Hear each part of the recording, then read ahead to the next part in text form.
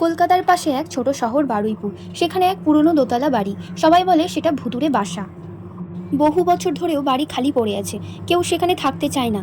রাতে জানালা দিয়ে আলো দেখা যায়, অথচ কেউ থাকে না। একদিন কলেজের 4 বন্ধু, রাহুল, নীল, মেঘা আর সুমি, চ্যালেঞ্জ নেয় ওই বাড়িতে এক রাত কাটাবে। সন্ধ্যের সময় তারা টর্চ, ক্যামেরা আর কিছু খাবার নিয়ে বাড়ির ভেতরে ঢোকে। বাড়ির ভেতরে ঢুকতেই গা ছমছমে ঠান্ডা অনুভব হয়। হঠাৎ জানালার পর্দা নড়তে থাকে, অথচ কোনো বাতাস নেই। নিচের তলায় একটা বড় আয়না ছিল।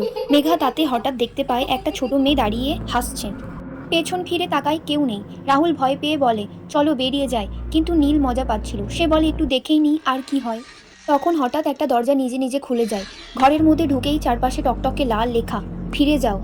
বাকিরা দৌড়তে শুরু করলেও সুমি একটা আওয়াজ শুনে দাঁড়িয়ে যায়, আমাকে ছেড়ে যেও না। সবার মুখ সাদা, কিন্তু ঠিক তখনই রাহুল বলে, এই তো, এটা তো আমার ফোনে প্লে করা ভয়েস রেকর্ডিং। আমি একটু মজা করছিলাম। সবাই হেসে ফেলল। ভয়টা ছিল অর্ধেক আসল, অর্ধেক রাহুলের দুষ্টুমি। তবে সত্যি আয়নার মেয়েটা কে ছিল? ওটা কি সত্যি ছিল নাকি? সেই প্রশ্ন রয়ে গেল।